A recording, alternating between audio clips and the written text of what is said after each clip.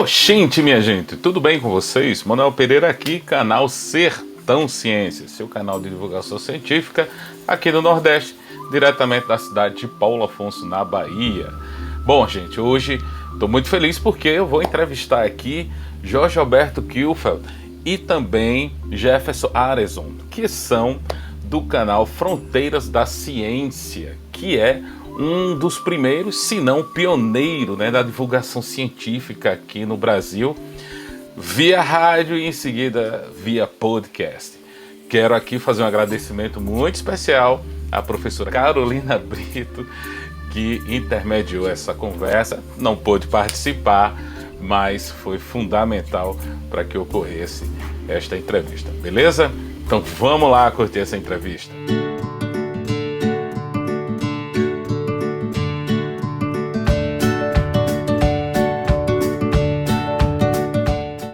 Sejam bem-vindos, Jefferson Arenson e Jorge Kielfeld. Tudo bem com vocês? Tudo ótimo. Obrigado pelo convite aí, Manuel. Também agradeço pelo convite. Muito obrigado. Muito honrado. Meus caros, primeiro eu quero que vocês se apresentem aqui para o nosso público, para a gente em seguida falar um pouco sobre o Fronteiras da Ciência. Bom, eu sou o Jefferson, eu sou professor do Instituto de Física aqui da Universidade Federal do Rio Grande do Sul e um dos criadores e produtores e vítimas do podcast Fronteiras da Ciência, Eu trabalho com física teórica na maior parte dos tempos, sistemas fora do equilíbrio em geral. E nos momentos de folga faço pizza. Muito boas, por sinal. Boa noite, então. Eu sou o Jorge, eu sou do Departamento de Biofísica da URGS, Eu sou físico originalmente, mas eu migrei para a área de neurociências. Então, sou um neurocientista da área de memória. Eu sou do memória em modelos animais. Mas quando eu entrei na física, antes eu queria ir para astronomia, Era meu plano original, não deu certo. Você conseguiu chegar lá, eu fiquei no caminho, Mas depois dessa questão da divulgação científica, existe desde que a gente era novo, aí tinha uma sociedade de astrônomos amadores aqui em Porto Alegre, que eu participava, o Jefferson também e tal, dava palestra, fazia curso, e isso foi incendiando a gente aí na ideia de divulgação, que acabou sempre encontrando acabou desembocando no podcast, que já tem aí agora são 14 anos, e já tem um formato que talvez seja obsoleto para muita gente, isso a gente vai falar depois, Mas, são 14 anos, Já é um tempinho. Eu vou começar exatamente perguntando, você já deu uma adiantada aí, da ideia de trabalhar com a questão da divulgação científica, com a questão de temas que não são recorrentes ao grande público. E vocês vão falar sobre ciência, vão falar também sobre pseudociências. Como é que isso surge e como é que vocês conseguem fazer com que este programa seja feito na universidade, e transmitido através da rádio universitária da Universidade Federal do Rio Grande do Sul? Atualmente o programa ele existe só como podcast. Ele no início era de fato um quadro da rádio da universidade e que a gente aproveitava e lançava o MP3 no formato podcast. Na época, os podcasts, existia bastante coisa já nos Estados Unidos, Europa, mas o Brasil era um deserto, Nós somos pioneiros. Mas o nosso foco inicial realmente foi usar a estrutura da rádio para fazer. Isso durante 10 anos, Depois que abandonamos. Faz poucos anos que foi praticamente um pouco antes da pandemia que a gente se desvinculou da rádio. Esse assunto provavelmente vai voltar. Mas a origem do podcast um pouco está nessa história que o Jorge estava dizendo, que a gente participava dessa sociedade de astronomia amadora, onde um dos interesses era justamente o combate às pseudociências, E a gente sempre organizava, volta e meia, sempre é bom, Volta e meia a gente organizava aqui na URGS algum evento, uma palestra, um debate. Teve um ponto que eu acho que nos direcionou fortemente para fazer divulgação, quando, na mesma época que aquele Quem Somos Nós, O Segredo, tava bem em moda, né? Teve aqui na URGS um evento que algumas pessoas participavam, mas ele foi sediado na reitoria. E era um evento pseudocientífico, onde misturava esse lado picareta da mecânica quântica, com psicologia, algumas áreas das áreas da saúde, e com temas bizarros, assim, né? Fantasmas e elétrons, e aquilo nos deixou completamente embaratinados, né? Porque como que dentro da universidade, onde a gente ensina determinados conteúdos, principalmente mecânica quântica, como que essa mesma universidade vai hospedar um evento que desacredita tudo que a gente ensina? Então, aqui no Instituto foi colocado na nossa página um recadinho dizendo, olha, o Instituto de Física não tem nada a ver com esse evento, o conceito de mecânica quântica que está sendo usado ali está equivocado, né? E, bom, isso disparou um processo na gente. Eu, o Marco, a gente almoçava sempre juntos, volta e meia o Jorge almoçava com a gente, e esse é um tema recorrente. Vamos organizar alguma coisa, vamos fazer alguma coisa. Aí, em relação ao Quem Somos Nós, que também é na mesma linha, né, misturando física quântica, a gente organizou uma série de debates, passamos filme, discutimos. E aí surgiu a ideia, quem sabe vamos ir lá na rádio e tentar alcançar um público maior do que aquele que a gente consegue atingir fazendo uma palestra num anfiteatro, né? E aí, só um parênteses antes ali. Isso também começou depois, na época da exibição dos filmes, a gente criou um blog no Blogspot, que ainda existe, mas ele está mais ou menos em hibernação, né?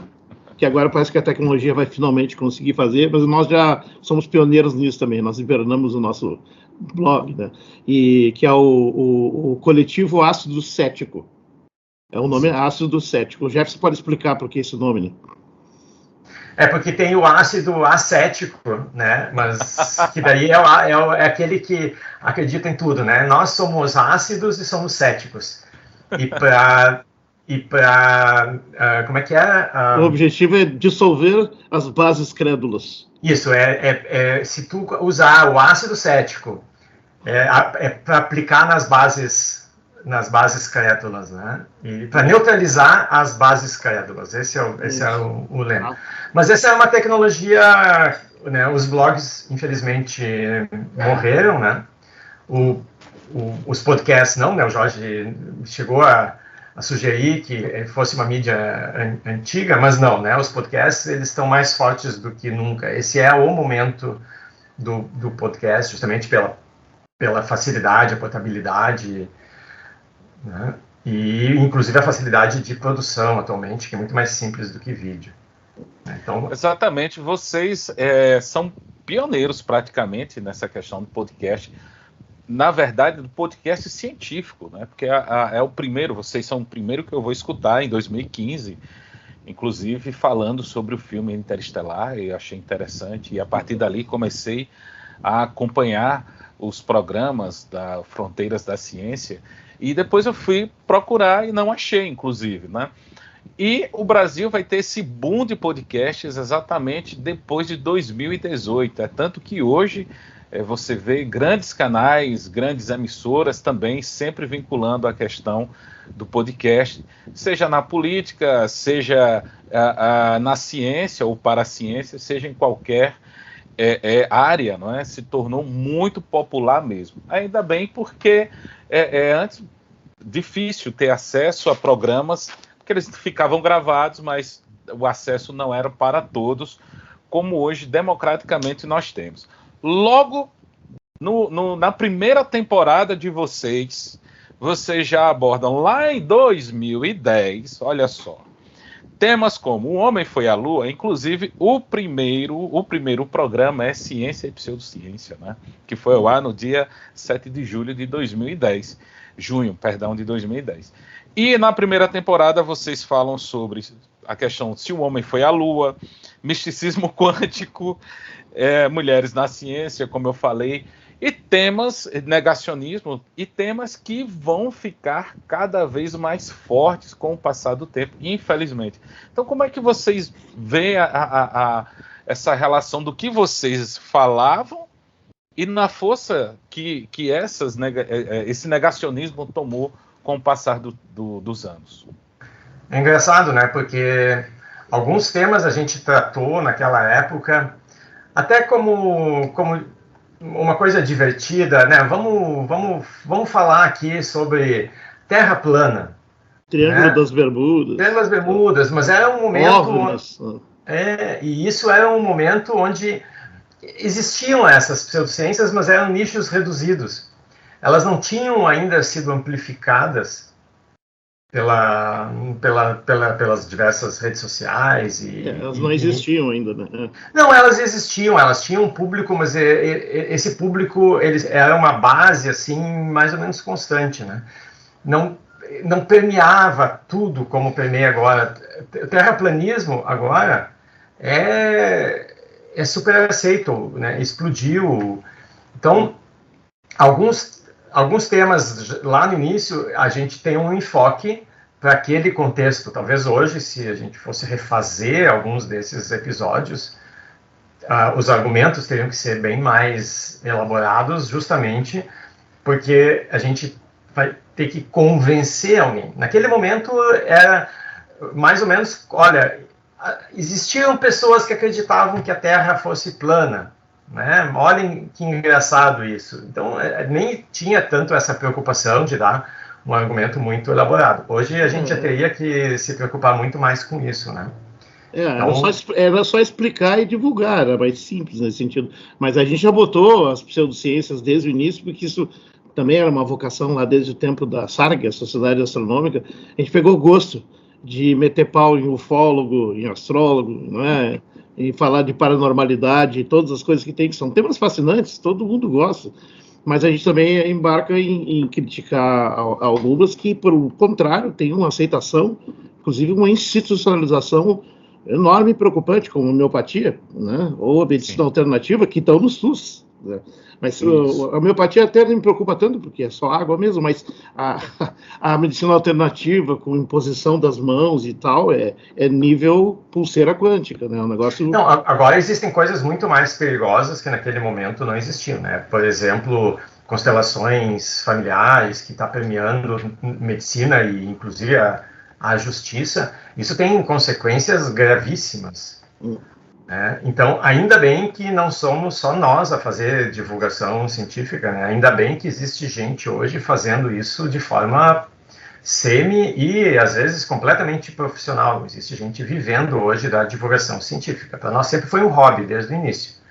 A gente tem, todos nós, a gente tem uma carreira acadêmica, o programa sempre foi feito nas horas vagas, assim, às vezes roubando um pouco do nosso tempo profissional, né? Mas hoje em dia realmente tem gente e precisa dessas pessoas, né?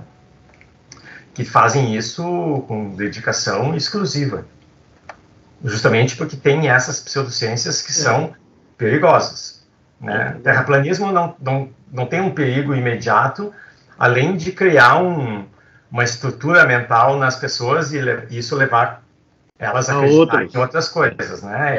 É a entrada no mundo das drogas pseudocientíficas. Né? Mas existem pseudociências com consequências terríveis. Em verdade, eu não sei se vocês sabem, a pesquisa lá em 2019, 2020, apontava que 7% da população brasileira é terraplanista. Isso dá em torno de 11 milhões de brasileiros, né? E como você colocou aí, Jefferson, acaba sendo a porta, por exemplo, para chancelar discursos como antivacina. Não é tão forte, que ficou muito forte, principalmente após a questão da pandemia. Como é que vocês com o passar do tempo, veja, vocês começaram a falar disso em 2010, meio que um hobby, e até, se vocês me permitem, né, uma tiração de onda contra essas pessoas, né? Mas vocês começaram a enxergar que isso foi tomando corpo a partir de quando? Eu digo um corpo mais sólido, né? Olha, o cenário de divulgação, né, por essas vias naquela época era desértico, né? Quando a gente começou com o programa, ele teve uma penetração forte inicial e as estatísticas que a gente tinha na época, que também eram feitas, né, de uma maneira não muito amadora, assim. A gente tinha uma noção de que cada episódio tinha cerca de 15 mil downloads. Né? Isso no segundo para o terceiro ano, né? Não no primeiro. Mas no início, né? Já é um número bastante expressivo. E é um número enorme, né? Hoje, certamente, esse número é bem abaixo disso, justamente pela oferta de material. Por exemplo, a gente, se vocês escutam os episódios iniciais e os episódios agora, claro, a gente aprendeu um pouco a fazer a edição. Em algum momento, nós assumimos a edição, mas, basicamente, a estrutura do programa é a mesma. Sim. O programa, a gente foca no conteúdo e muito pouco na forma. A forma não mudou. E hoje existem programas com uma produção envolvendo dezenas de pessoas, envolvendo patrocínio, né? O próprio Serra Pilheira, né, financia diversos podcasts e excelentes, né? Ciência Suja, que me ocorre. E nós não, a gente continuou fazendo nesse formato amador por dois fatores, né? Então, a gente se deu conta, né, essa tua pergunta, do impacto e da penetração por esse indicador de downloads e pelas mensagens que a gente recebia. Sobretudo essas. As mensagens eram constantes, assim, né? Não era uma avalanche, né? A gente conseguia ainda sair na rua, ninguém tentava arrancar nossa roupa, né? Então, mas lamentavelmente não chegou nesse nível, não. Mas as mensagens não presentes nunca chegaram, né? Mas mensagens chegavam bastante e mostravam que o nosso público era muito amplo, era muito variado. Não é necessariamente só o que eu imaginava que seria, né, no início, estudantes universitários, né, da física, particularmente, que nos conhecessem. Não, a gente recebia pessoas que gostavam de ciência, mas que não tinham nenhuma conexão com a academia, né? E esse sempre foi o nosso sempre foi a nossa maior motivação para continuar, né? Acho que desde o primeiro ano a gente já teve N motivos para desistir do programa e estamos aí. Eu acho que é importante isso que o Jefferson está falando, e uma coisa do formato, nós somos professores, nós gostamos de dar aula e gostamos de conversar, né? Então, o que eu chamaria assim, o formato do programa é um programa socrático, né? É uma conversa, um bate-papo e tal. Sim. Inclusive, a proposta original de nome, que era minha e ninguém aceitou na época, era Mate Consciência. Porque é uma roda de mate, que sabe que aqui no Sul a gente faz, antes da pandemia, fazia mais a roda para circular o mate, e é um momento de abrir o coração, de falar coisas e dar risada junto e tal, se xingar também, se for o caso, enfim, ficar tudo muito aberto, né? Então a gente tentou transportar isso para o programa, mas falando de ciência. Essa é a primeira decisão. Tinha um programa de esporte aqui, que ainda existe, mas não é mais sombra do que já foi, né? Muito antigo, se chamava Sala de Redação, inclusive, é sobre esporte. Então, um bando de jornalistas experientes, alguns já bastante idade avançada, ficam lá 2 horas falando que eles conseguem falar, né, 2 horas e meia sobre um jogador. Eu não sei como fazem, mas enfim, cada um no seu nicho, né? Então, mas era legal o clima, assim, porque é legal escutar as pessoas conversando, né, e tal. Aí veio a segunda coisa, né, que a gente pensou assim, não vamos a gente não é muito bom para se comunicar assim, muito esmiuçado, por exemplo, para crianças, por exemplo, ou para alguém muito, muito, muito leigo. A gente nunca pensou assim. A gente pensou, não, vamos puxar, vamos, né, digamos, exigir para cima, falar difícil de vez em quando, vai sair um termo mais difícil, a gente interrompe, dá uma explicação. E daí eu gosto de pensar que a gente faz um programa assim, num nível médio para um estudante universitário, ou pelo menos um ensino médio, alguém que lê bastante, um cara mais nerd e tal, e pessoas com interesse de cultura, de ciência e tal, que tem muitas que não tiveram oportunidade de estudar, né? E a gente nota, talvez o que é mais fascinante, né, as mensagens que ele recebe de professores, de escolas, que usam o programa, até alguns, mas outros que se inspiram nele e tal, e falam, eu gostaria de ter feito ciência, mas não deu, então eu tive que trabalhar, mas a gente entende que todos esses papéis aí são importantíssimos, aliás, a dependência do ensino fundamental é um negócio que a gente ainda não entendeu a real natureza, e não é só no Brasil, é mundial, né? Esses são os professores que deviam estar ganhando mais, né? Os que estão lá no início, né? E tal, e enfim, a gente conseguiu, então, colocar nesse formato leve, descontraído, mas com um nível, digamos, para ir a fundo mesmo. Inclusive é divertido, a gente gosta de ir a fundo a ponto de não entender o que está falando, que acontece às vezes, né? E aí a gente já fez programa até sobre matemática, ficava ali tentando deduzir uma expressão no ar, assim, ora, como é que faz um programa de matemática sobre, né, esse é um dos orgulhos que temos, assim, vamos fazer, vai ser divertido, eu acho que até que funcionou, enfim, aí é essa a ideia, né, agora, quando eu falei antes que o programa estava, digamos, um pouco datado, ou o formato não tão... É que a gente não tem os atrativos que o pessoal que domina as ferramentas de agora tem. A gente não divulga no Google, não impulsiona, né, não paga para isso ali. Embora nós temos um Facebook, né, Jefferson, e um Twitter, que foram criados... Instagram também. Instagram também. Criados alguns por nós, outros por amigos ou fãs, assim. Inclusive a página ficou hospedada há muito tempo, ainda né? Tem na URGS desde o início, e tem logo no segundo ano já tinha uma página que existe até hoje, que é no Blogspot, né? Que é um pessoal, assim, super dedicado, se olhar, né?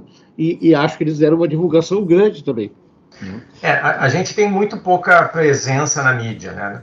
Nas redes sociais, justamente por falta de tempo, né? E, bom, N motivos. Eu só queria retomar um ponto, né? A questão essa de que o nosso público é bastante amplo é porque o nível dos nossos episódios varia muito também.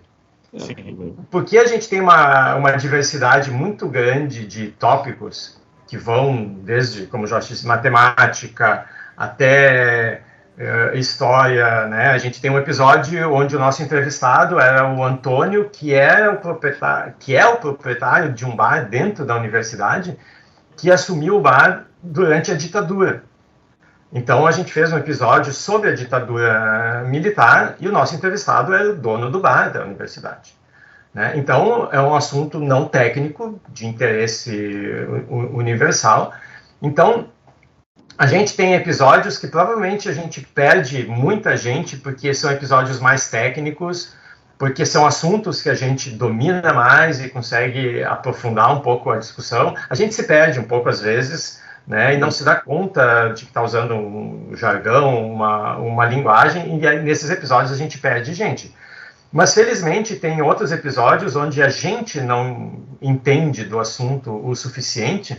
E o nosso formato, ele é justamente escolhido para que as pessoas não se deem conta que nós somos picaretas, né? Então, sim, a meia hora é o tempo suficiente para a gente esclarecer o assunto, mais do que isso começa a se perceber que a gente não entende do assunto, né? Então a gente corta ali. A gente pode sair de fininho, é tipo para traçar a ligação do telefone, né? Deixa os 3 minutos e depois tu corta e tu não é traçado, né? Mas até complementando esse negócio da variedade de nível, sim, é verdade, a gente tem programas bem variados, que dependem muito também das pessoas que a gente conversa e a abordagem que a gente escolhe fazer com elas, né? Porque a gente pode fazer programas leves com pessoas super especialistas em coisas complexas, também tem vários desses. Mas, assim, de alguma forma, esse método, conversando, descontraído e tal, ele faz a tentativa nossa, a gente espera que seja assim, é mostrar que a ciência é uma coisa interessante para qualquer um, e ela é assim para nós. E cada programa, na verdade, a gente escolhe os assuntos porque a gente quer, a gente escolhe o assunto que a gente gosta. Né? Toda hora tem alguém pedindo tal assunto, inclusive alguns oferecem, tem até assessoria de imprensa, hoje mesmo, né? O Jefferson respondeu lá, já apresentou, quero te apresentar o doutor, professor, não sei o que, tem todo o currículo, a página e não sei o que e tal. Eu disse, não é assim que funciona, a gente tem que estar interessado, porque a gente aprende, né? E é essa hora de tu estar lá entrevistando, tu começa a perguntar coisas, está curioso, algumas das perguntas vão ficar, sei lá, se são inacessíveis para a gente, então, assim, fica nesse sentido. Ou a gente tropeça na pessoa, né? Aqui na universidade está sempre passando gente, então veio alguém para dar um seminário. Daí diz, banca. Vamos aproveitar e vamos fazer. Nem sei se errar alguma coisa. Era exatamente o que eu ia perguntar. Como é que vocês escolhem a pauta, né? Se vocês trabalham com pauta quente, se simplesmente aleatório. São as duas coisas, né? Eu ouço muito podcast e acompanho vários divulgadores, principalmente no Twitter. Então eu tenho uma boa ideia assim do que tá saindo em revistas, né? Eu ouço podcast da Science, da Nature, eu recebo os índices. Então eu vejo algumas novidades, né? Então alguns temas são sim coisas que estão na moda e tá todo mundo falando e diz, bom, vamos tentar dar a nossa visão, né? Porque essa é outra questão, que é o fato não tem muitos podcasts como o nosso, onde os apresentadores, os produtores são professores universitários. Tem muito podcast, por exemplo, onde as pessoas são interessadas em ciência. Isso. Mas não tem uma formação. No Instagram tá assim, ó. Mas não são necessariamente cientistas. Isso. Né? Tem a formação acadêmica. Tu então, tem as exceções, como o Átila, a Marino, o Pirula e tal, mas são exceções, assim, né? Então, nós, além da formação, nós somos cientistas, a gente faz ciência, né? A gente continua com nosso trabalho de pesquisa em paralelo, né? Todos os quatro. Então, essa é uma característica, acho que o nosso podcast é talvez um pouco diferente. Outra característica é que o nosso podcast é feito por gente velha também, né? Os outros, em geral, é gente mais nova. Mas, verdade, isso aí afasta muito a gurizada. Muitos começam procurando pela forma. Que é uma linguagem jovem, descolada, aí vê aquele velho falando que nem professor. O professor já tem que aguentar no colégio, ainda vou ter que aguentar eles ali, mas aí é que a gente tenta... Mas aí vocês têm uma coisa que é bem interessante, porque, por exemplo, vocês abordam do computador quântico a um filme, como eu falei anteriormente, o Interestelar. Vocês vão discutir fisicamente como é que o filme, se é viável, se não é, o que é que tem a lei de ficção, o que é que não tem. E isso atrai, né? Porque vocês têm uma gama muito grande de assuntos, né? São muito ecléticos. E, pelo menos, a minha impressão é que vocês não vão... vocês conseguem atrair, não é, tanto o público mais jovem, quanto pessoas igual a mim, que já vêm ouvindo o trabalho de vocês há um bom tempo.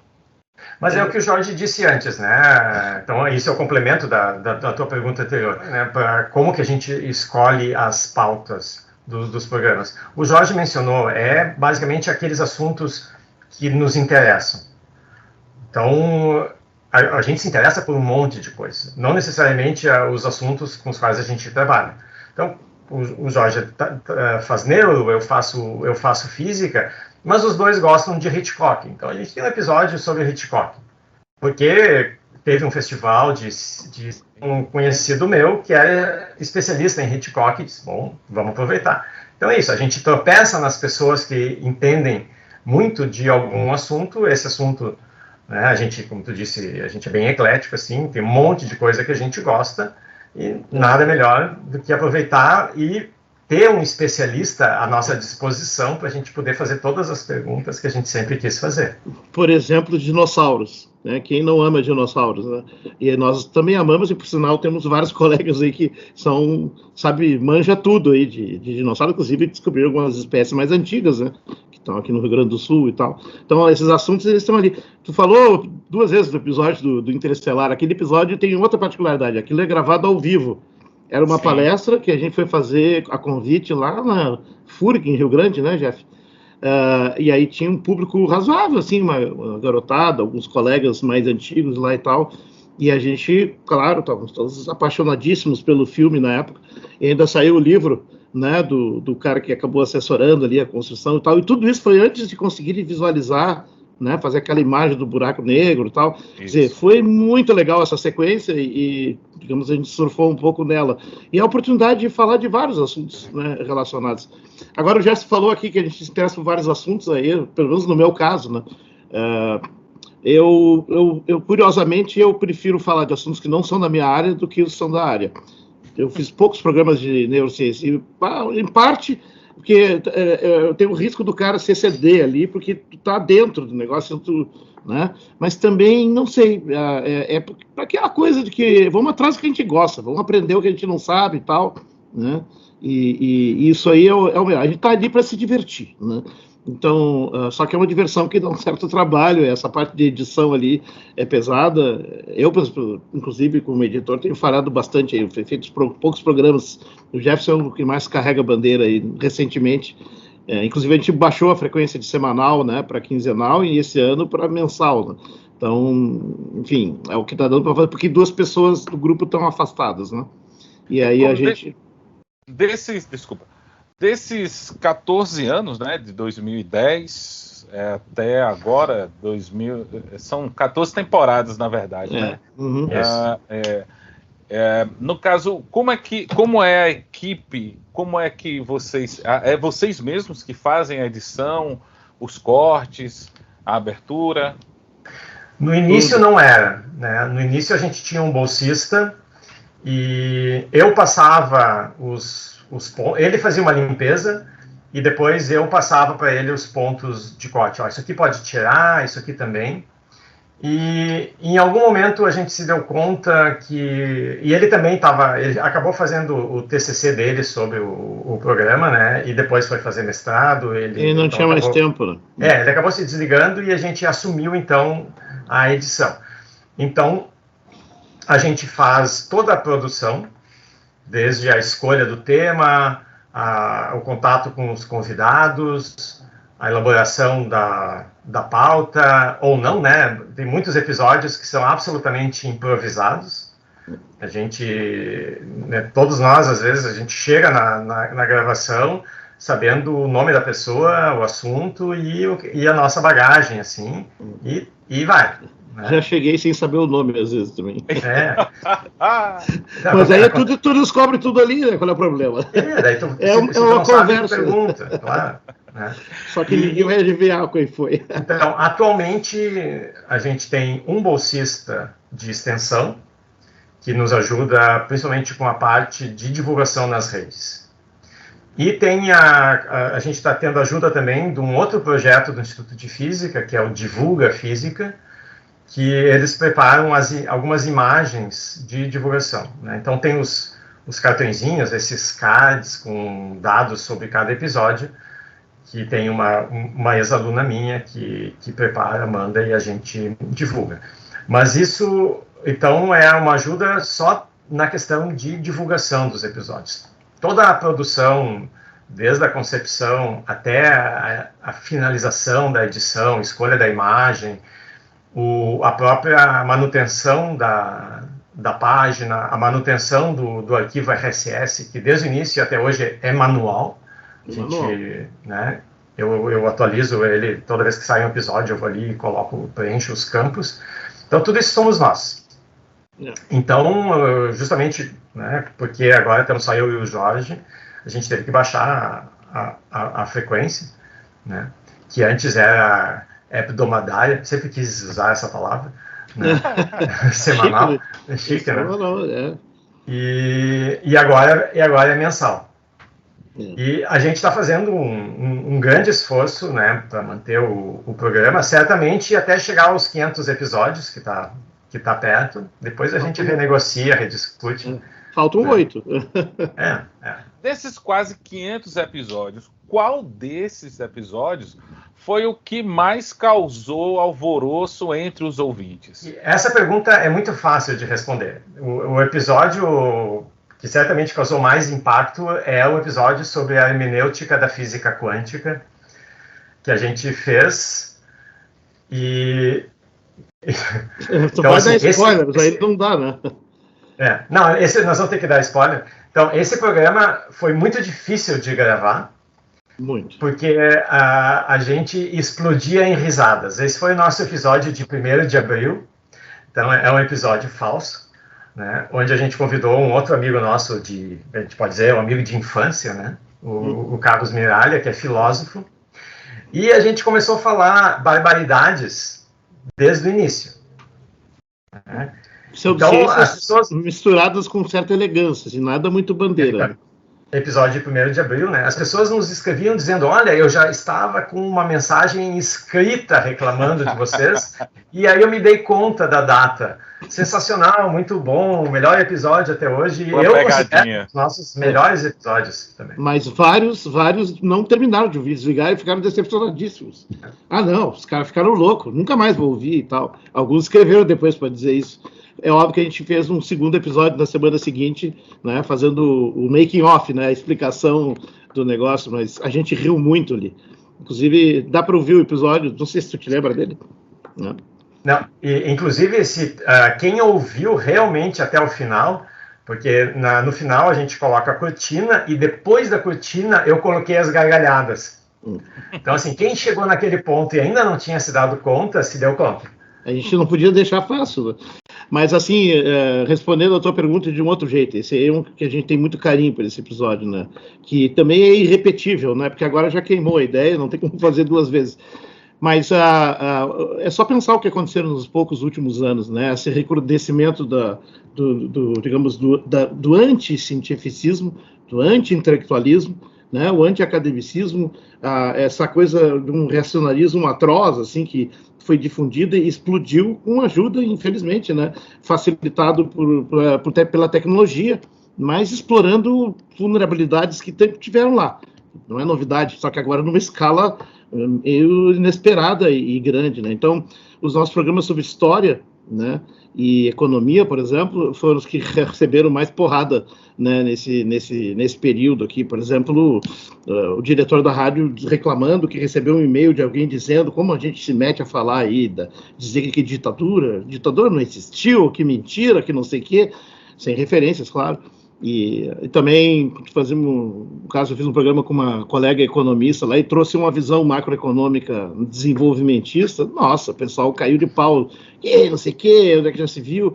Porque também tem essa ortodoxia, né? Tipo, a economia, que tem a macro e a microeconomia, o que a gente vê aí nos comentários é derivado de uma parte menor, inferior da ciência, que é uma parte que de ciência tem pouco. Na verdade, tem muita pseudociência também, que é da microeconomia, né? Então, por isso tem tanto economista que fala, e quando eles falam, eles justificam qualquer coisa, né? Agora deu certo esse plano. Claro, deu certo por isso, isso, isso. E esse plano não deu certo. Deu certo por isso, isso. Isso não é ciência. Quando tu explica qualquer coisa, sempre de algum jeito, né? Tu não tem uma teoria, um modelo, é porque não tem modelo. Então, tu tá vendendo uma autoridade, né? E isso é muito irritante. Mas, enfim, faz parte Esses foram os que deram mais encrenca, né? Falar da ditadura e tal. Também falamos do Escola Sem Partido, também deu uma certa polêmica, né? Nós tomamos posição, claro, né? Sim. Enfim. Não existe escola sem partido, né? Até a escola sem partido tem partido, no caso. Não existe, digamos assim, essa neutralidade. Todo mundo tem alguma posição. É impossível não tê-la. Agora, é óbvio que tem limites da decência de como tu utiliza aquilo lá dentro. Sim, lamentavelmente, os episódios que eventualmente acontecem são imaginários. Quer dizer, Os caras constroem uma ficção completa sobre o que está acontecendo dentro da escola e aí inventam as maiores atrocidades, né? Como banheiros mistos, mamadeiras especializadas em outras coisas e lavagem cerebral e não sei o quê. Mas aí parece que tu entra num filme ruim dos anos 50. E nós estamos vivendo num filme ruim dos anos 50 no ano 2020, né? 23. Infelizmente ainda está bem forte.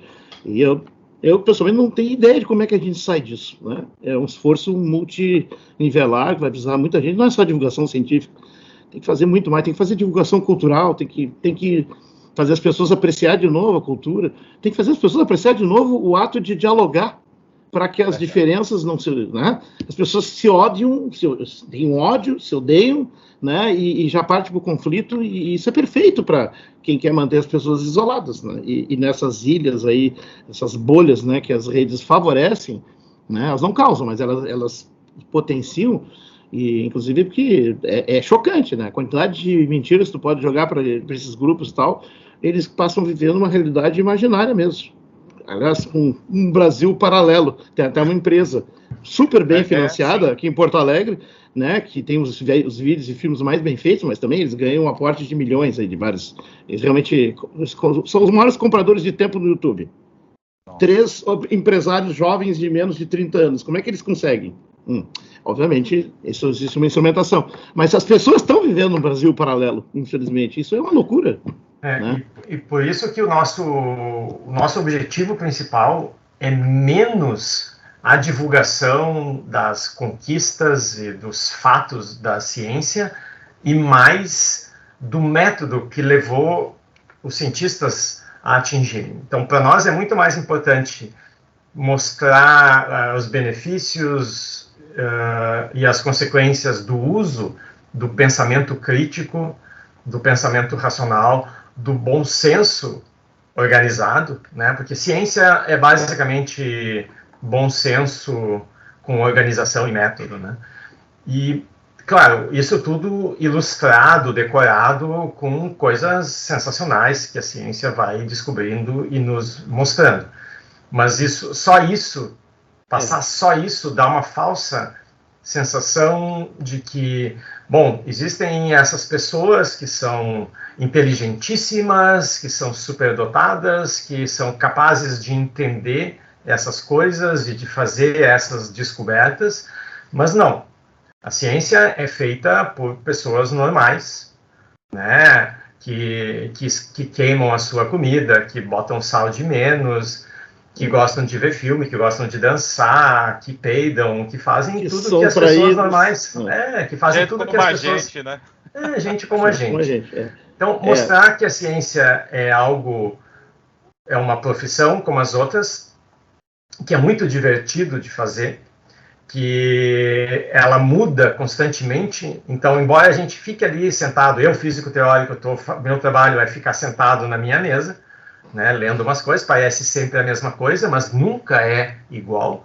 A gente está sempre aprendendo coisas novas e a gente tem a sensação de entender uma coisa, finalmente entender alguma coisa, e se essa coisa é algo que nunca ninguém entendeu antes, a gente fez uma descoberta, a gente entendeu alguma coisa, mesmo que seja sobre a pontinha do sistema que só interessa para 4 pessoas no mundo, esse sentimento é muito legal. Então, passar essa sensação de o que é fazer ciência, como fazer ciência, a beleza disso, né, a alegria que a gente pode ter, que não é uma coisa absurda, que todo mundo pode fazer. A ciência é um lugar que tem nichos para todos os perfis. Não sou um gênio da matemática, posso fazer física? Pode. Né?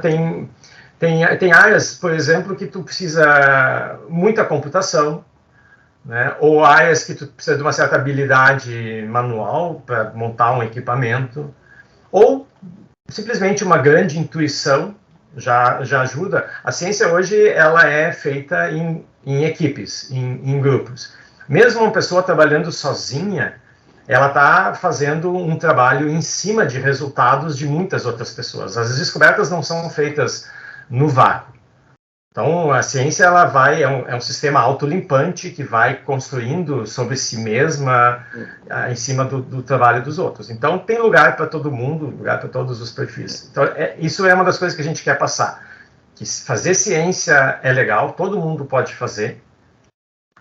Mas mesmo que a pessoa não queira fazer, se a gente conseguir mostrar que esses métodos, que o senso crítico desenvolvido na ciência, que isso pode ser usado em todas as atividades do dia a dia, né, isso é a maneira da gente sair desse buraco. Se a gente tivesse uma massa crítica de pessoas que é como o dragão do Shrek, né? O cérebro, eu tenho um cérebro e eu não tenho medo de usar. Então, é basicamente isso, né? Vamos usar o mesmo senso crítico ali que a gente tem contra um golpista, contra as piadinhas de quinta série lá do 1º de abril, vamos usar todos os dias do ano. Charlatões de plantão. Vamos usar com tudo, todo o tempo. Esse é o grande objetivo nosso. Eu tenho uma outra forma de dizer isso assim, é que, de fato, a ciência tem muita coisa maravilhosa, muita coisa encantadora, e isso, obviamente, é parte do que nos fez ser cientistas e nos faz ser divulgadores. Mas essa é uma visão meramente contemplativa. Se tu olhar bem assim, quem é que fazia esse trabalho de divulgação antes? A imprensa, o rádio, a televisão. Né? Eu me lembro que eu era guri, eu escutava o Fantástico de pé, esperava aquele programa domingo de noite que ia trazer alguma novidade científica, porque pelo menos os 3 primeiros programas tinham alguma coisa de ciência, eu lembro. Né? E eu ficava com um gravador de rolo lá da mãe gravando para depois ouvir 10 vezes aquilo durante a semana, porque não tinha como gravar, como filmar, não tinha VHS, não tinha nada disso. Então, assim... Não existia internet, né? Não existia internet, era outro planeta, né? Mas, assim, ali é uma visão contemplativa. Eles querem mostrar como é maravilhoso, maravilha, mas não dá para entender nada. E ainda, pelo contrário, se passa uma visão mistificante, endeusante, né, que distorce o que, de fato, talvez é mais fascinante da ciência, que é isso que o Jefferson vem falando, que é um fazer humano, com todas as limitações e vantagens que tem do humano, mas que usa algumas coisas diferentes, como o espírito crítico, o ceticismo organizado e uma série de outros aspectos. Então, por isso que a gente também tem bastante programas de história da ciência. A gente gosta muito de pegar um grande cientista e contar a história dele. E quase todos os programas que a gente pega um assunto, a gente entrevista o entrevistado, a gente quer saber o caminho que as ideias dele percorreram. Eu quero ver o que ele pensou. Porque é assim que tu pensa. Tu começa com uma coisa, aí tu vai para outra, e alguém diz, não, isso não é assim, é assado. É mesmo, nunca tinha pensado. Aí tu vai para outro caminho. E vendo isso em ação, tu começa a humanizar a ciência, a fazer mostrar que ela é uma coisa como ter um emprego de balcão, ou trabalhar como engenheiro, ou trabalhar como motorista, sei lá, é uma profissão, né? E como muitas outras, né? Mas que tem essa coisa tu tá num caminho que tu pode, inclusive, parte da nossa obrigação é descobrir coisas novas. Coisa que tem muita coisa para descobrir, então todo mundo pode fazer essa contribuição maior ou menor. E é bem aquilo que também o Jefferson mencionou, do prazer que tu tem em fazer isso, né? A recompensa, ela está ali nesse momento, de forma bem explícita. Então, a gente enfatiza muito isso, os caminhos que as pessoas percorrem, as histórias, a gente gosta de contar história, a gente gosta mais ainda de ouvir história, né? E ali é que mora, como dizia se não me engano, é o Michelangelo, o pintor, né? Deus mora nos detalhes, ele dizia, mas, de fato, o segredo, né, de uma boa história está nos detalhes dela. Às vezes, um detalhezinho, e tu fica uma semana pensando naquilo, né? Como, por exemplo, a gente fez um episódio sobre um livro de ficção científica que está entre os nossos favoritos atualmente, vai ter os próximos 2 ainda, né, Jeff? Que é o episódio O Problema dos Três Corpos, um escritor chinês de ficção científica, que agora tem um seriado chinês, inclusive, disponível por aí. E aquele é um livro totalmente novo, assim, em termos de... gosta muito de ficção científica também, já deu para notar, né? E ali naquele livro, é o tipo de livro que tu lê uma página e tu para. Eu demorei horrores para terminar ele.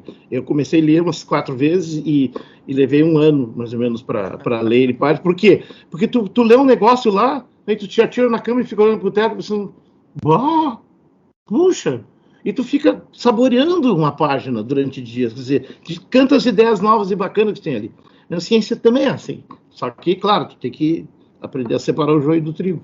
E se a gente puder passar um pouquinho dessa faísca aí, né, que tu sabe muito bem também, como cientista e tal, é uma coisa que é difícil explicar. E também não precisa também, a gente tem que se não ceder à tentação de posar, de parecer algo diferenciado. A gente não é, a gente só gosta de ciência, tem tesão ali e tal. Agora, do mais a mais, né, tem pessoas que sabem muito mais e que falam muito menos, e infelizmente, né? Eu não sei se vocês têm a dimensão do quão vocês, professor Jorge, professor Jefferson, tem na questão desta divulgação feita pelo Fronteira da Ciência, de atingir, de passar das suas fronteiras regional, né, daí do Rio Grande do Sul, e chegar a lugares, a todo o Brasil. Eu digo isso porque, como eu disse aqui em off, antes da gente começar a nossa entrevista, que vocês são responsáveis, o Fronteira da Ciência é responsável por eu querer fazer divulgação científica, assim como, por exemplo, um professor do Instituto Federal Fluminense, o professor Bruno Jardim, também ele veio criar o IFCast, né, um podcast também falando sobre divulgação científica. Quando eu falei que ia entrevistá-los, ele disse, olha, manda um abraço para eles, diz que fui influenciado por eles para fazer o meu IFCast. E aí, para terminar aqui nossa conversa, gostaria de saber de vocês o que é que vocês esperam, né, ou almejam para o futuro do Fronteira da Ciência, e como é que também vocês veem a ciência sendo praticada no futuro aqui por nós brasileiros.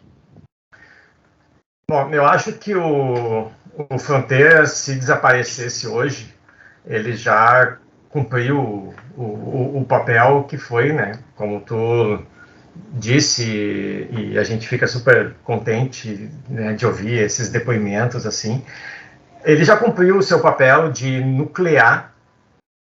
Claro, a gente sabe que não fomos os únicos e a gente teve um papel nisso, mas, né, fomos impulsionar aquilo ali, talvez. Isso, então, de nuclear esse movimento de divulgação, e se a gente influenciou pessoas, também isso foi uma reação à própria resposta dessas pessoas que a gente foi recebendo, e isso foi nos motivando.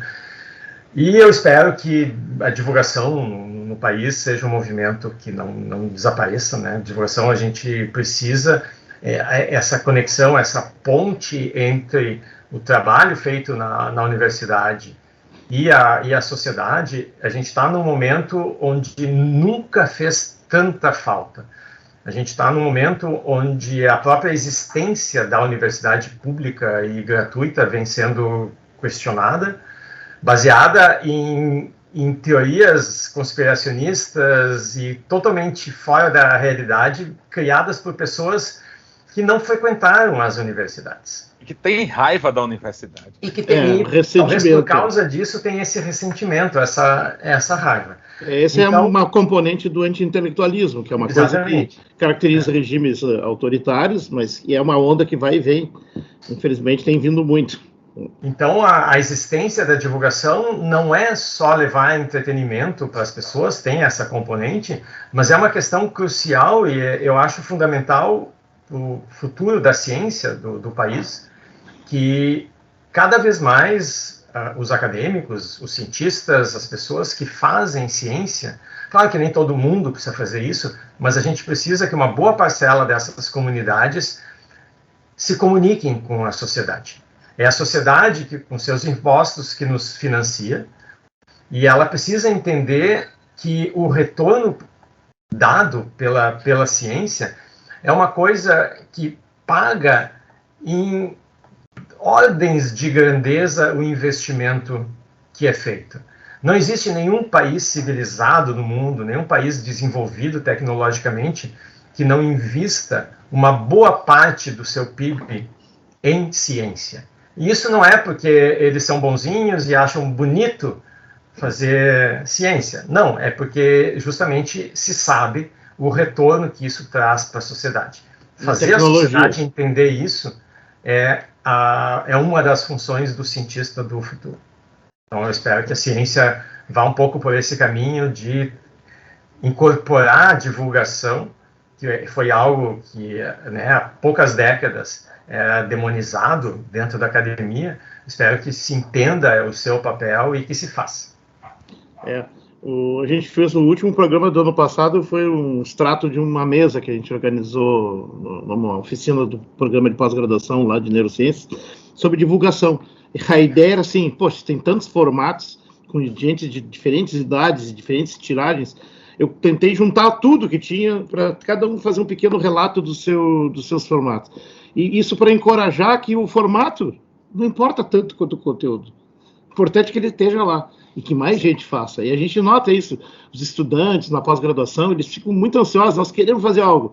Então, o nosso programa tem uma atividade, um blog, um Twitter, não sei exatamente como funciona, porque eu não tenho rede social, né? Mas eles ganham créditos para fazer isso ali. Tudo bem, se fizer sem crédito, mas fizer bem, melhor ainda, né? Então, tem que encorajar isso, né? Tu tem que estimular. De 100 cientistas do futuro, se tu conseguir estimular 30, 40 a respeitar e gostar disso, e tu tiver desses aí a 10ª parte fazendo algo, eu acho que tem como ter um resultado interessante, né? Eu acho que as coisas podem melhorar. Naquela apresentação, eu mostrei um diagrama que eu gosto de pensar assim, o que é a academia, onde se aprende o conhecimento científico, digamos, mais avançado, mas também se aprende a meter a mão na massa. A gente é treinado para fazer pesquisa, que é um treinamento, isso não é meramente um aprendizado. Não dá para ler livro e sair fazendo, tu tem que aprender do lado de alguém que te ensina, eu fiz assim, tem o tutor, tem o orientador, né? E se for ciência experimental, tu tem que ir para a cozinha, tu tem que sentar ali no laboratório e passar anos fazendo tu mesmo e descobrindo tudo que tu erra. Basicamente, eu faço ciência experimental, essencialmente a gente erra o tempo todo, muitas vezes, e de vez em quando acerta. Hoje eu passei a tarde inteira com uma aluna tentando fechar um experimento onde essencialmente se erraram um monte de coisas. Mas assim, ela desesperada, mas disse, não, tá ótimo, é isso aí mesmo. Aí a gente não vai errar no próximo, né? Mas assim, entre a universidade que faz educação científica e treinamento científico, que é uma ponta, e o público, a população em geral, que é muito diversificado, mas vamos pensar assim, o público leigo que não faz, não vive, não está envolvido com ciência diretamente. Quem está no meio do caminho? Tem 3 tipos de profissionais. Tu tem, digamos, os jornalistas. O jornalismo é o mais antigo, e o jornalismo fez algumas coisas interessantes, inclusive quando criou o jornalismo científico, é uma coisa dos anos 70 para cá, que mesmo aqui em Porto Alegre era pioneiro, começou antes que em São Paulo, aqui, né, com o Fernando Sampaio e outros. Mas é uma divulgação feita por jornalistas, que sabem se comunicar, mas não têm a vivência científica, então isso já muda um pouco as coisas. Eles podem entrevistar o cara, mas não é a mesma coisa do que um cientista entrevistar outro e pegar e meter a faca na goela e dizer, não, como é que é isso aí? Explica. Né? O outro profissional é o divulgador, que aí, mais timidamente, antes não era mal bem visto. O Carl Sagan, por exemplo, é um cara que penou muito por causa disso, né? Foi um pioneiro na divulgação na televisão, o pessoal tinha um misto de inveja com ódio dele, né? Tanto que ele nunca conseguiu a tenure dele na universidade, ele foi recusado 2 vezes na Academia Americana de Ciências, com base em preconceito, basicamente, né? Porque o cara era um cientista também, nativo. O Sagan coordenou todos os programas da NASA, na parte científica de planetologia, desde a primeira missão a Vênus até morrer em 98, quando estava a missão Sojourner em Marte, né? Ele morreu, ele estava fazendo na mesma época o filme Contato, ele estava no seu apogeu e morreu muito novo, né? O câncer era uma desgraça. Então, assim, o divulgador era mal visto, mas ele começa a ser bem visto. Até tem um lugar no Lattes para tu colocar, só que isso não está bem resolvido ainda, porque ele se embaralha com a produção acadêmica e fica uma porcaria. Inclusive, pega mal em alguns casos. Tu tem que tomar muito cuidado. Né? Eu não sei por que não arrumaram isso ainda, porque os caras sabem que tem esse problema. E tem um terceiro profissional que ninguém lembra. Quem é o terceiro profissional que faz o meio de campo entre a ciência na universidade e o povo? É a educação básica e ensino médio. Os professores de ciência, eles têm um baita de um papel nisso. Cada um de nós vai lembrar que parte da influência para a gente chegar aqui, né, de virar cientista e continuar, inclusive fazer divulgação, mas primeiro virar cientista, foi que algum professor lá te acendeu alguma chama, provocou, e te encorajou. Né? Então, eu até fico emocionado lembrando disso, mas é verdade. Então, assim, Os professores, os mais mal pagos profissionais da sociedade, os mais essenciais também, todo mundo enche a boca para lá, porque a educação, vamos lá, não sei o quê, mas é só uma boca para fora. Depois de eleito, basicamente, a maioria pula fora e tu não vê aumento de salário, tu não vê investimento em infraestrutura, tu não vê. Tu vê escolas, basicamente as públicas, em particular, no Brasil, que já foi o maior sistema da América do Sul e era muito bom durante um tempo, né?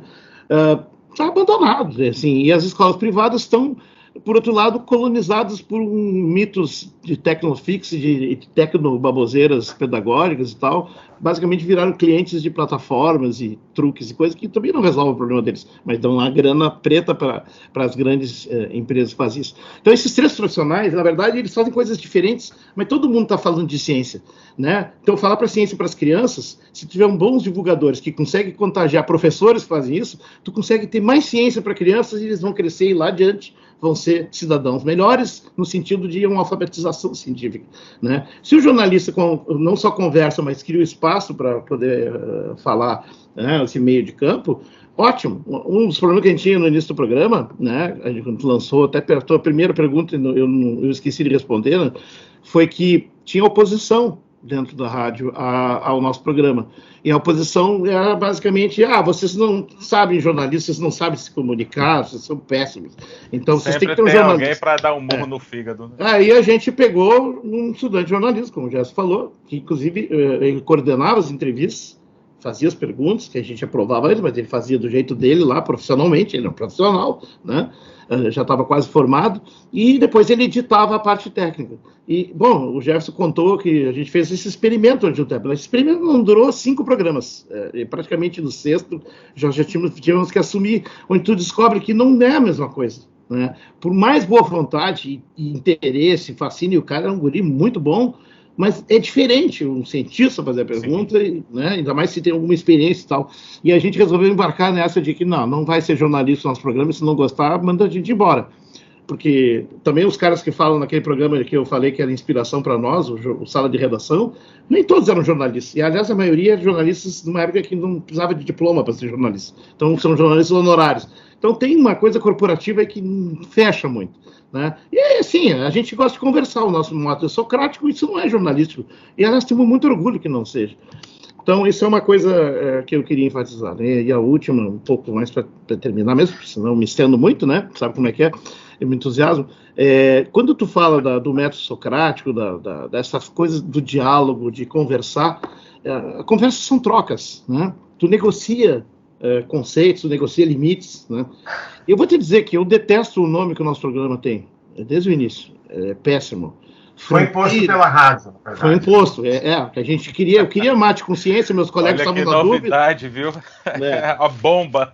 E ainda por cima foi uma posição um pouco criativa, porque na época existia já o Fronteiras do Pensamento, que é uma iniciativa das grandes empresas da petroquímica aqui do Sul, trazendo intelectuais famosos do mundo inteiro, todos os caras top já circularam em Porto Alegre, mas sim, palestras para empresários, e cada uma delas custa R$300, e o cara compra lá os ingressos do ano. É um negócio top, alto nível, né? E aí eles fizeram Fronteiras da Ciência. Para azar nosso, como tu sabe, tu deve ter procurado no YouTube, né? Não é nós só que aparecemos lá quando tu bota Fronteiras da Ciência. Existia um videocast pseudocientífico com esse nome, né? Não é muito produtivo, mas é real. Então, assim, eu pessoalmente não estou chamando mais de Fronteiras da Ciência, eu resumi com o nome que ficou do nosso endereço eletrônico.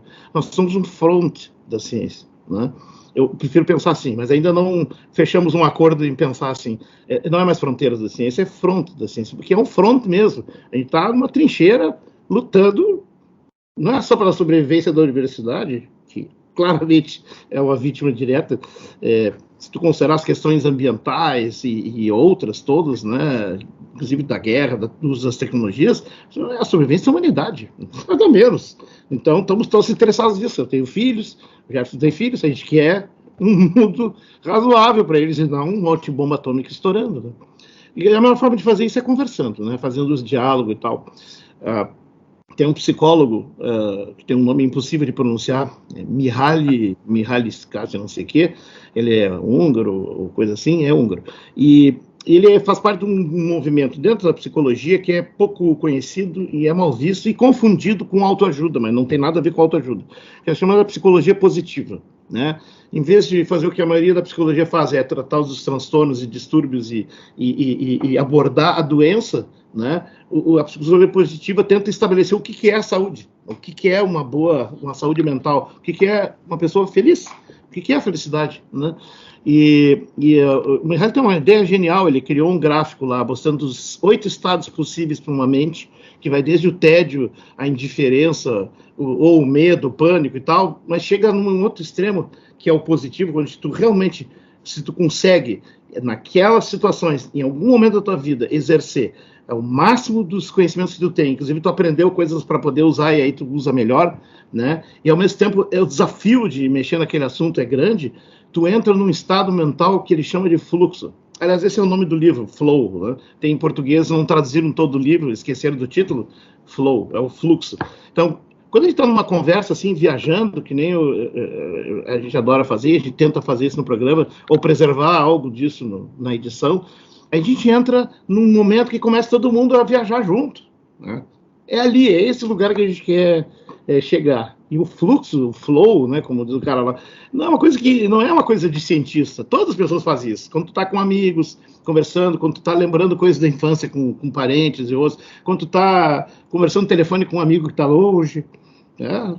Quando tá vendo um bom filme, tá viajando naquela, pô, que ideia legal, ou no livro que a gente mencionou antes lá, tu lê, para num parágrafo e não consegue avançar, porque tem demais até ali. É aqui que eu vou querer saborear isso. Então, essa coisa de exercer essa tesão intelectual, e não tem nada de feio dizer intelectual, nem nada de metido, nada, porque parece que a palavra intelectual é coisa de gente com mangas de renda na Revolução Francesa lá, prestes a serem decapitados. Fala rolê.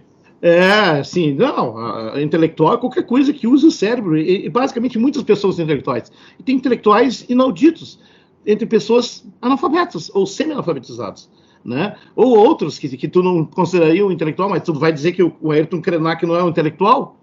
E um cara que não tem uma formação acadêmica, de cientista, nada, mas ele está de 18-0 na maioria de nós. Ele realmente sabe o que está fazendo. Muito bom. Então é isso. A gente tem que conseguir atingir o estado de felicidade máxima numa conversa, que é só através da conversa que vai fazer. E, portanto, talvez, eu acho, a minha profissão de fé, esse é o caminho para fazer boa divulgação. Não expor e fazer contemplação apenas. Um pouquinho tem que ter, né? Tu tem que chamar atenção, aí quando está todo mundo prestando atenção, tu vai lá e taca ali um detalhe lá, tipo... mas ele errou aqui. Puta que pariu, o cara errou aqui. Como é que é isso? Não sei se vai ter que tirar essa frase aí, mas, enfim, de acho. Ele errou, mas como, né? Então, é ele que mora a maravilha do negócio. E a gente vai tentando continuar a fazer isso, né? Eu, pessoalmente, uso as mesmas coisas na aula. É a mesma coisa, cara. A diferença é que a aula é efêmera. Ela é assistida e se perde para sempre, não tem gravação nem nada. E aqui a gente consegue deixar um pouco, né? Às vezes nem é a melhor de todas, mas... Desculpa que eu me estendi um pouco, mas eu queria contar essa coisa que é no diálogo que está muito do que falta hoje, né? E eu acredito que, de alguma forma, se a gente conseguir superar essa maluquice de ódio e afastamento, né? E que, obviamente, serve a muitos interesses, vai ser exercitando mais diálogo.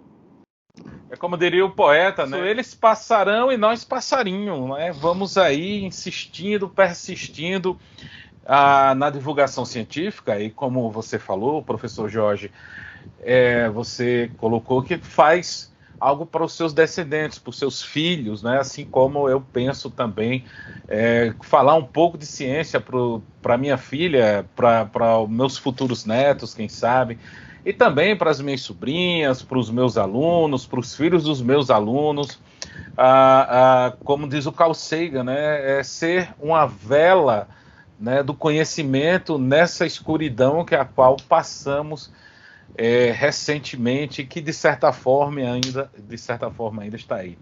Gente, conversei aqui com os professores Jorge e Jefferson. Eu não estou me arriscando a dizer os sobrenomes, porque eu já errei lá no começo, que são do Fronteiras da Ciência, futuro Front da Ciência, e assim eu espero que eles continuem levando a palavra da ciência para todos os cantos do país e do mundo também. Gente, muito obrigado. Meu oxente para vocês, tá bom? E para aqueles que nos assistem, até um próximo programa, até um próximo Sertão Ciência. Tchau, pessoal. Saravá. Tchau, gente. Muito obrigado aí.